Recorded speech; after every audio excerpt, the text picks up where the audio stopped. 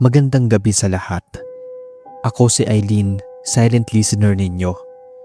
Gusto ko sanang ipadala itong kwento na aranasan namin noong first birthday ng anak kong lalaki. Kaisipan kong ibahagi ito para na rin maapag-ingat ang lahat. May asawa't anak na ako at taga Lucena pala kami. Dito na ako nagkaroon ng pamilya. Pero taga Bacolod talaga ako. Naipagsapalaran ako noon sa Maynila at sa trabaho ko na lang nakilala yung asawa ko ngayon. Ilang taon na rin kaming ikinasal at may dalawa kaming anak. Maayos naman yung kinikita ng asawa ko bilang sales agent kaya nakakaraos sa araw-araw.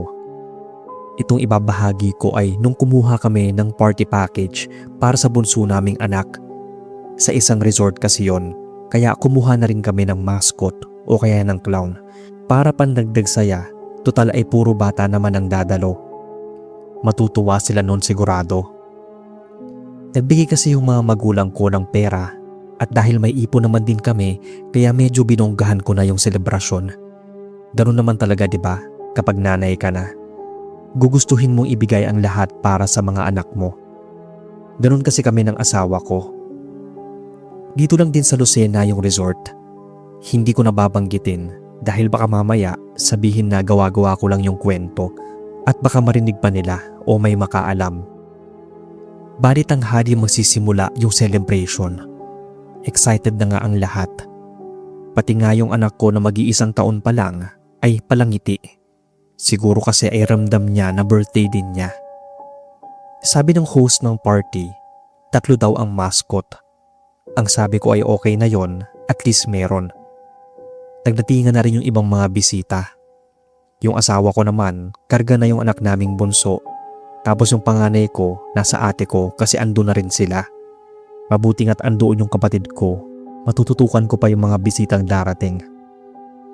Lahat ay nakaayos na, pero dahil first birthday ng bunso namin, kailangan ay perfect ang magiging kalabasan. Abala nga ako sa pag-aasikaso ng mga dumadating na bisita. Dumating na rin yung mga mascots. Tapos nung lumapit yung asawa ko kasi nga karga niya si Miguel yung bunso namin, itinuro nito yung mga dumating na mascot. Nagtaka lang ako kasi sabi 3 lang daw sila. Pero bakit 4 yung lumabas? Tapos akala ko puro mascots lang. Pero bakit may clown? Ang sabi nung nakausap ko ay wala silang available na clown. Baka kako meron na, pero bakit nadagdag? Sinabi ko sa organizer yon. Ang sabi niya baka nagkamali lang. Tuloy lang ako sa pagtanggap ng bisita. Pero napansin ko doon sa clown, iba yung tinura nito sa mga kasamahan niya na nagpapatawa sa birthday party. Nakakatakot pa nga yung itsura niya kung tutuusin. Para siyang nasa horror na palabas. Pero hindi ko na masyadong pinagtuunan muna ng pansin kasi nga nagsasaya yung mga bata. Tapos yung iba panay ang tawa dahil sa mga mascot. Doon ko na lang ulit napansin yung isang clown na nasa gilid lang. Naatayo siya tapos sa amin nakatitig. Ibang-iba talaga yung tinuran at itsura niya sa 3 mga kasamahan niya na nag-e-entertain ng mga bata. Namumukod tangi siyang nasa isang sulok at hindi sumasali sa mga kasama niya. Imposibleng mahiyain ito dahil trabaho niya magpasaya ng mga bata. Di, tinan mo yung clown no? Bakit nasa gilid lang siya at hindi gumagalaw? Tanong ko nun sa asawa ko. Naglakad siya palapit sa mga bata. Biglang umiyak yung isa ng lapitan niya. Siguro dahil natakot din sa itsura. Iba kasi talaga yung aura niya. Hindi niya pinapasaya yung mga bata. Umiiyak kapag nilalapitan niya.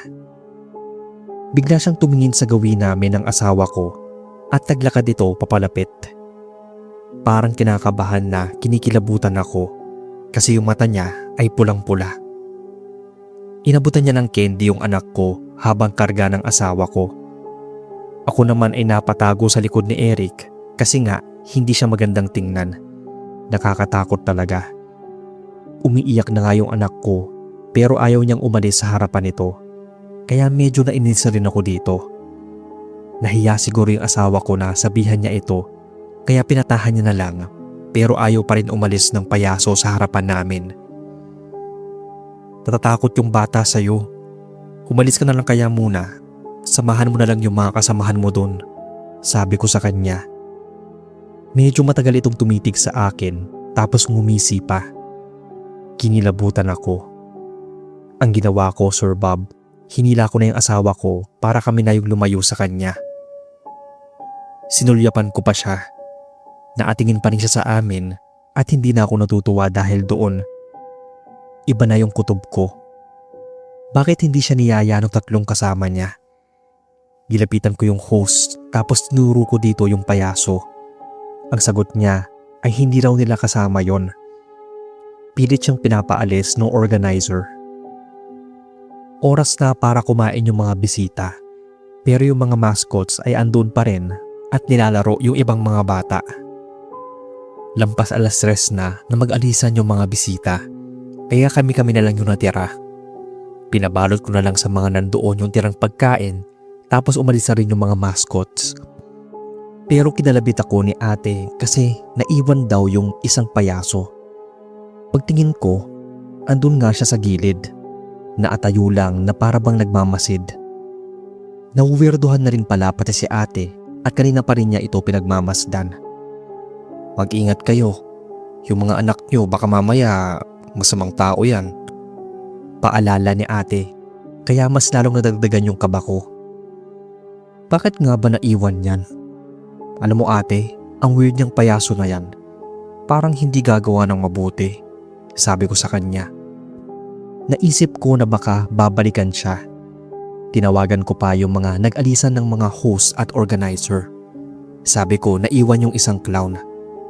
Nagulat ako dahil 3 lang naman daw yung mga kasama nila at sakto na sila. Ipinagpilitan ko talaga na may isa pang naiwan. Pero pagtingin ko ay wala na ito sa kinatatayuan niya. Hinanap ko pa siya sa buong paligid pero wala na talaga. Pinatay ko na yung tawag kasi wala na siya kahit saan ko tingnan. Nag-uwian na rin kami kaya kanya-kanya na rin kami ng sasakyan.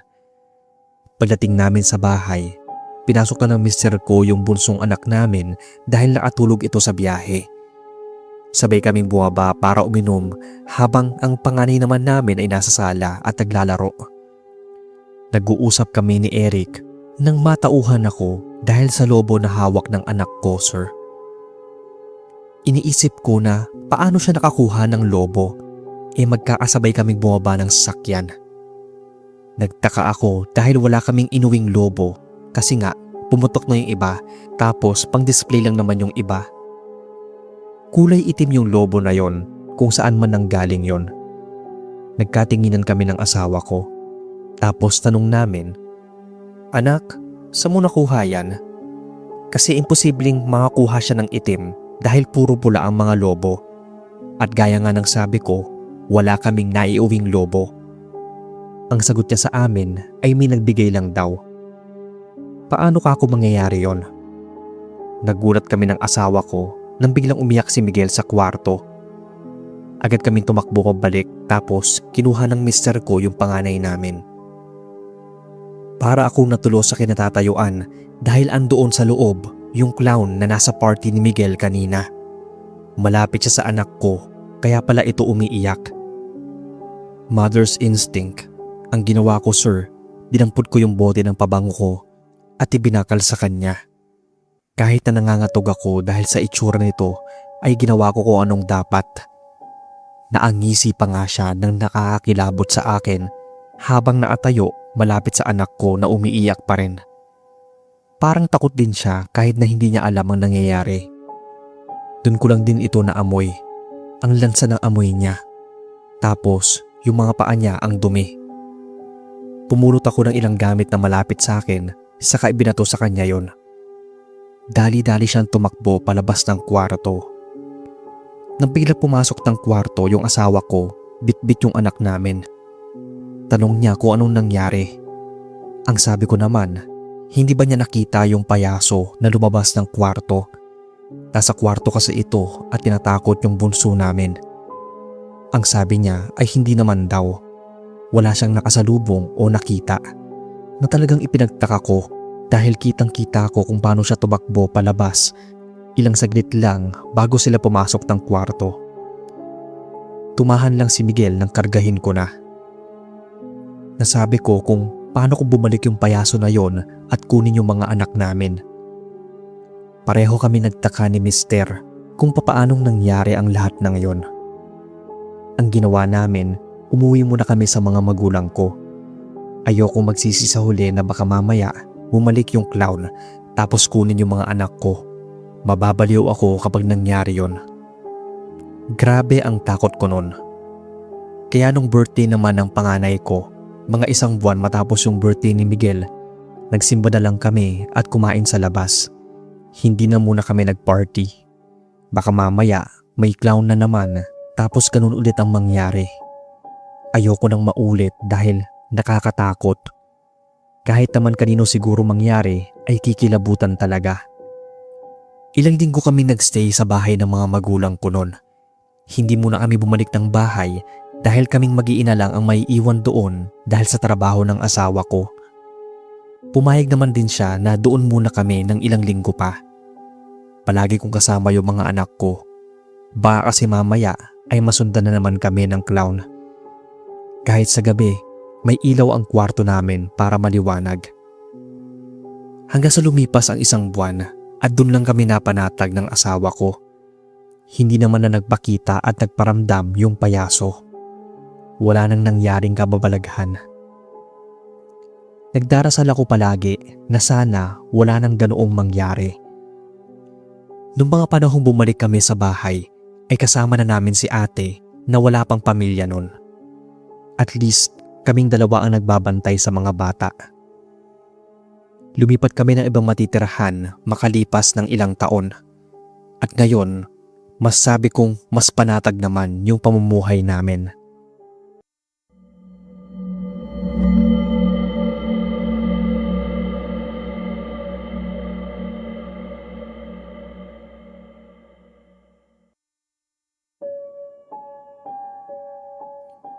Magandang araw sa lahat.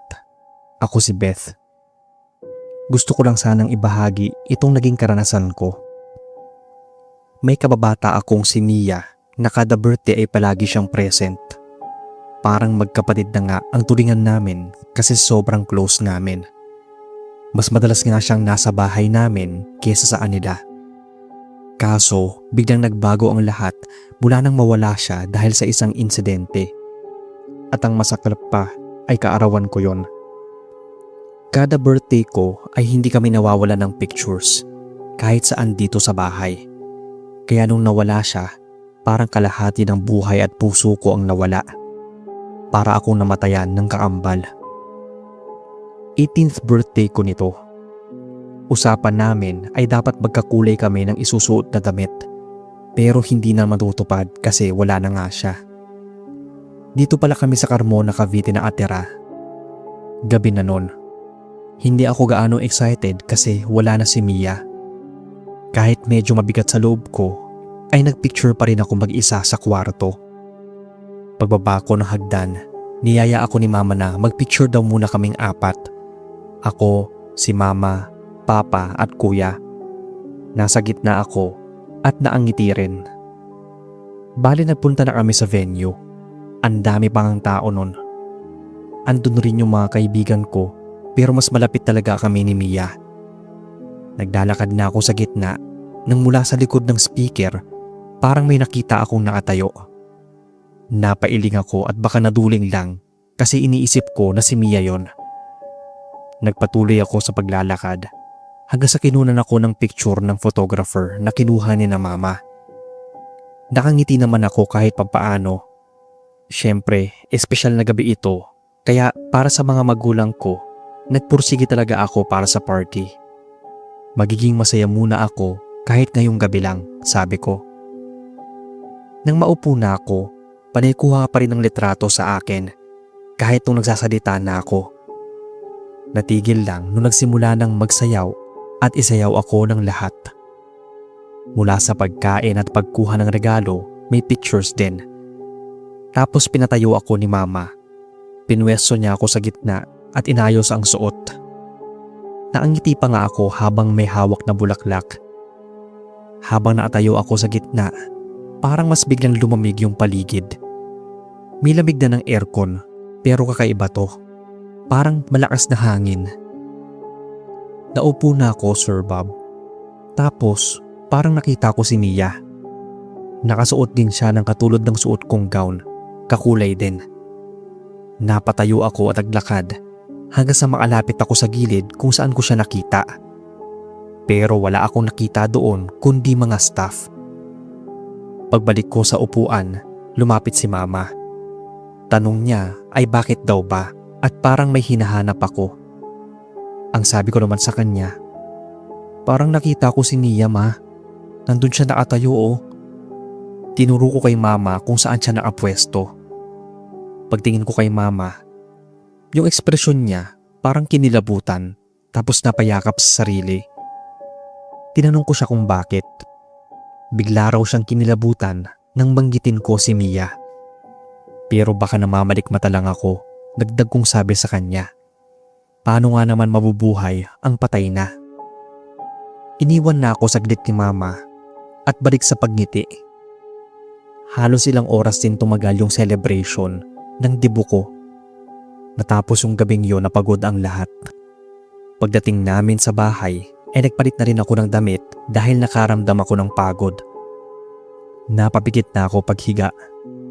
Gusto kong mang idilat yung mga mata ko pero antok na talaga ako noong mga oras na yon. Pakiramdam ko pa nga parang may naamasid sa akin. Pikit yung mga mata ko pero medyo gising pa rin ang diwa. Naramdaman ko pa na parang lumundo yung kama ko. Parang may umupo doon. Hanggang sa maatulog na talaga ako ng mahimbing at hindi ko na alam kung sino yung nasa kwarto ko kagabi. Kinaumagahan, Sir Bob, nagising ako sa humahalimuyak na bulaklak. Nakita ko sa tabi ko yung paborito kong bulaklak na palaging binibigay ni Mia sa akin. Bigla akong nalungkot dahil doon. Pagbaba ko, ipinakita ko sa mama ko yung bulaklak. Ang sabi niya ay hindi naman daw sila umakyat kagabi, kaya sino yung naglagay nun kung hindi sila. Naalala ko na parang may naupo sa kama ko. Hindi kaya kaluluwa ni Mia yon. Doon ako nakaramdam ng takot. Kasama ko pala siya kagabi, pero bakit? Hindi kaya lahat ng nakita ko ay siya rin at hindi ako namamalikmata? Baka talagang nagbumulto siya. Tanghaling tapat, deliver na yung mga larawan na kuha kagabi mula sa party ko. Agad kong kinuha yung solong kuha ko habang nakatayo sa gitna. Hindi napansin ni Mama yung nakita ko, kaya matagal ko pang pinagmasdan. Tumawag kay Mama yung photographer at sinabi may kakaiba sa mga kuha ko lahat. Doon ko nga sinabi kay Mama na parang may kasama ako sa mga pictures sa solo ko lang palagi. Ma, tingnan mo dito, oh. Parang si... Nanlaki yung mga mata ko habang si Mama naman napahawak sa bibig niya. Si Mia, sabi pa namin. Tiningnan namin lahat ng kuha. Naroon siya palagi at nakasingit. Hindi ganun kalinaw yung itsura niya dahil nasa background. Pero yung hulma ng katawan, yung damit na kapareho sa akin, tapos yung buhok niya, si Mia talaga. Kaya pala buong gabi ang lamig sa pakiramdam ko.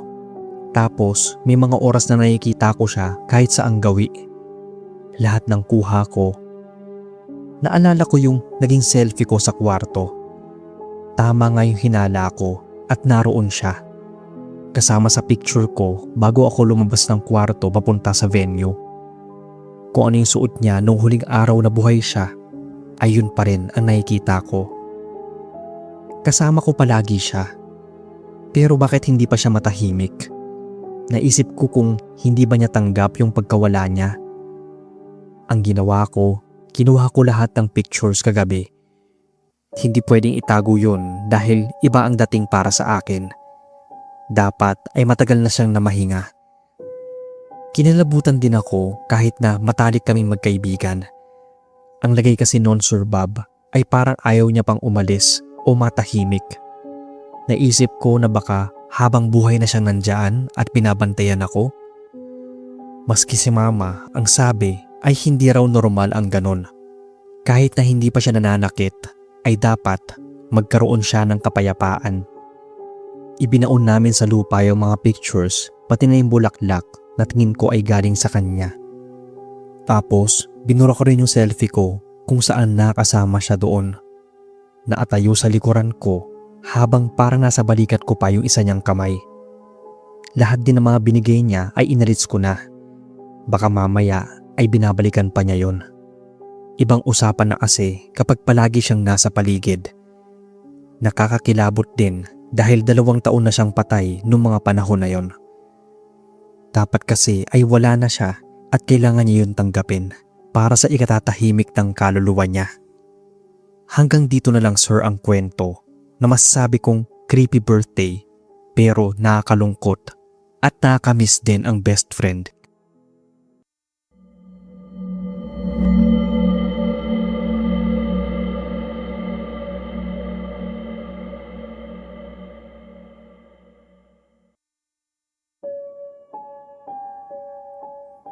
Magandang araw sa inyo, Sir Bob, pati na sa mga nakikinig sa inyo.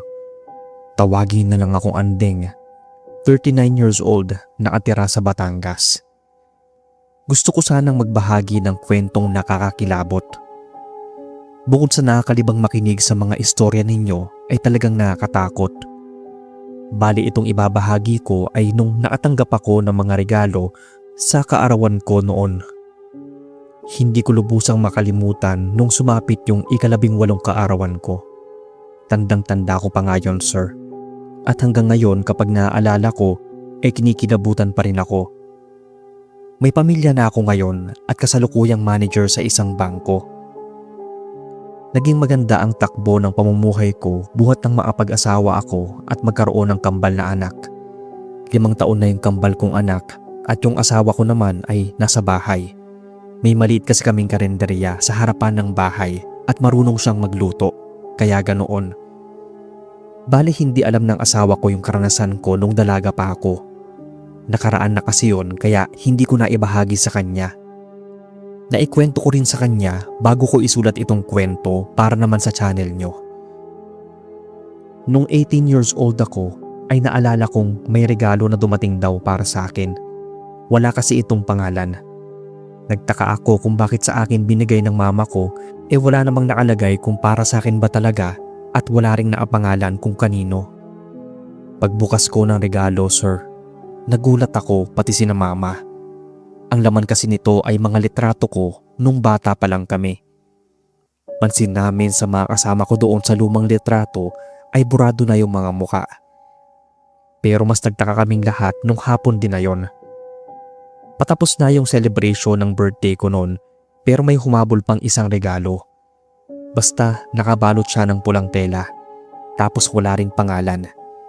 Inakala muli ni mama na para sa akin yon dahil ako lang naman yung may kaarawan nung araw na yon. Pumasok kami sa loob, naupo agad at kinandong yung isang kahon na para sa akin daw. Inalog ko pa nga yun kung may laman talaga. Magaan lang naman siya. Kaya nagtataka ako kung ano yon.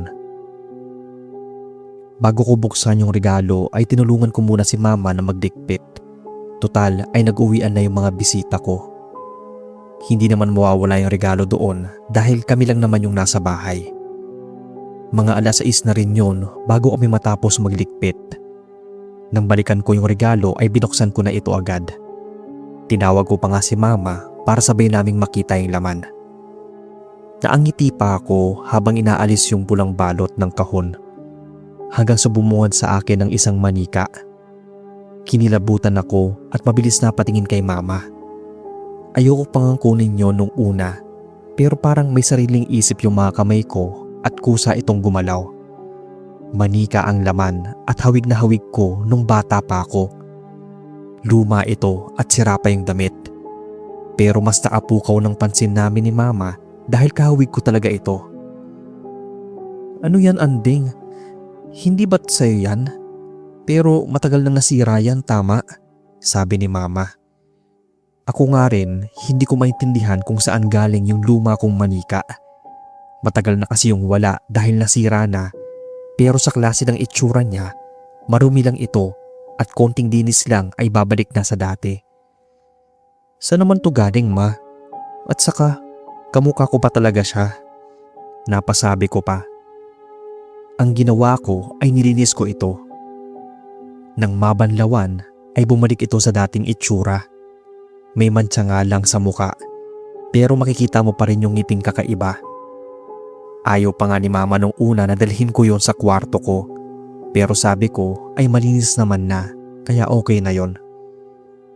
Kinagabihan ay niligay ko yun sa tabi ko. Parang may naulinigan ako nagsasalita kahit ako lang yung mag-isa sa kwarto. Bandang 9:00 na yon. Maaga akong natulog. Ayaw dumilat ang mga mata ko, pero sigurado ako sir na may nagsasalita at tinatawag yung pangalan ko. Antok na antok kasi ako noon. Pabaling-baling pa ako ng ulo dahil gusto ko rin talagang idilat yung mga mata ko. Para asing nasa tabi ko lang yung nagsasalita. Maliit yung boses niya at parang bata rin. Nang humupa yung antok ko ay unti-unti kong nagawang magmulat. Nanlaki yung mga mata ko dahil hindi bata kundi yung manikang regalo sa akin. Hindi naman siya di baterya pero bakit ito nagsasalita? May hawak itong kandila na hindi ko alam kung saan ito nakuha at kung paano niya nahawakan, gayong manika lang naman siya. Yung kulay pa nga ng kandila sir at yung klase nito ay katulad ng kandila nung ika-7th birthday ko. Tanda ko pa yon dahil umiyak pa ako noon dahil aksidenteng nabali at may picture ako noon. Bababa sana ako pero nagkalat doon yung iba pang mga lumang litrato ko nung bata pa. Karamihan sa mga kasama ko doon ay walang mga muka at yun ang pinagtataka ko. Pero sa akin ay malinaw naman. Nang biglang gumalaw yung manika at humarap sa akin, doon na ako sumigaw dahil habang nagsasalita siya ay palapit ito ng palapit. Gustuhin ko man na sana ay panaginip na lang ay hindi dahil gising na gising ako. Nagtatakbo ako sa pinto at pilit yung binubuksan. Pero sa di malamang dahilan ay ayaw nitong magbukas. Kaya kinakalabog ko ito para marinig ako ni mama. Sigaw ako ng sigaw at tinatawag siya. Humihingi na ako ng tulong nun kasi hindi na nakakatuwa yung nangyayari. Malakas na sigaw pa yung ginawa ko at nagbukas na yung pinto. Si mama nasa labas at nagulat nang makita niya akong umiiyak. Agad siyang lumapit para daluhan ako. Bakit ka ba sigaw ng sigaw andeng ha? Tanong niya sa akin. Itinuro ko yung loob ng kwarto ko at tumingin naman si mama. Ang kalat ng kwarto mo. Ano bang ginawa mo? Akala ko tulog ka na. Sabi pa niya. Sumagot ako at bumitaw sa kanya. Nasa lapag na yung manika at nakahiga lang. Ma, multo yung manika na yan. Nagsasalita tapos gumagalaw pa. Di naman di baterya yan, di ba? Sabi ko sa kanya. Tumingin siya sa akin bago pumasok sa loob at sinilip yung manika na nakahiga lang sa sahig. Nakita ni mama yung mga pictures na nagkalat pati na yung hawak na kandila ng manika. Nagkatinginan kami at agad lumabas si mama. Dito ka lang, kukuha ako ng kahon, sabi niya. Inantay ko naman siya sa labas. Hindi na ako pumasok ng kwarto ko. Pagbalik ni mama ay madala siyang maliit na kahon tapos posporo din. Kahit na gabi, lumabas kami ni mama. Pinasok niya yung manika sa kahon na dala niya. Nasa likod lang niya ako noon habang nakahawak pa rin sa damit niya. Para talaga akong batang takot na takot noon. Paglabas namin ay diretso kami sa basurahan. Gawa pa sa lata yon. Niligay doon ni mama yung manika. Nilagyan niya yon ng gaas tapos posporo. Nagliyab yung kahon sa basurahan. Nakarinig pa nga ako ng tumatawang bata na parang nanggagaling sa may basurahan. Natakot ako dahil baka bumalik yun. Naging abo naman na yung manika pati na yung kahon. Magkasama kaming natulog ni mama sa kwarto niya. Kinabukasan na niya nakita yung mga litrato na burado yung mga muka ng kasama ko roon. Kinuha niya lahat yon at itinago. Nalilito kami kung sino yung nagpadala ng manika at kung paano niya yun nakuha. Mula noon, kahit sasapit ang kaarawan ko ay hindi na kami tumatanggap ng mga regalo na hindi namin alam kung kanino galing o yung hindi naman namin inorder. Hanggang ngayon ay palaisipan pa rin sa amin kung sino ang nagregalo sa akin noon. Ito yung masasabi kong pinaka-creepy birthday ko